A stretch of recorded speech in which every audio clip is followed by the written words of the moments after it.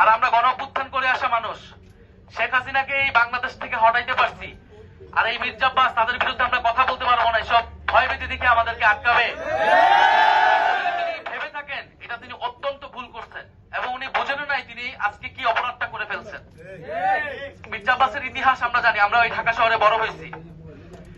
জিয়াউর রহমান মির্জা আব্বাসকে ডেকে একটা হুন্ডা এবং 30 টাকা দিয়ে বলছিলেন আমার সাথে রাজনীতি করো এবং ইলেকশনে কাজ করো। ওইখান থেকে তার রাজনীতির যাত্রা বিএনপির সাথে। সেই জায়গা থেকে তিনি ঢাকা শহরের সাম্রাজ্য তৈরি করছেন। এই সাম্রাজ্য কিভাবে হয়েছে এই বাংলাদেশের মানুষ জানে, ঢাকা শহরের মানুষ সেটা জানে। ওনাদের উচিত ছিল গণ অভ্যুত্থানের পরে জনগণের সামনে তাদের অতীতের সকল অপকর্মের জন্য ক্ষমা চাওয়া এবং তারপরে নতুন করে রাজনীতি শুরু করা। তারা জামাতকে অতীত নিয়ে অনেক কথা বলে, তাদের নিজেদের অতীত কিন্তু বাংলাদেশের মানুষ ভুলে নাই। 2001 থেকে 6 যে দুঃশাসন তারা তৈরি করেছে সেটা কিন্তু বাংলাদেশের মানুষ ভুলে নাই। ফলে অতীত ধরে কথা বলতে সবার অতীত ধরে কিন্তু আমরা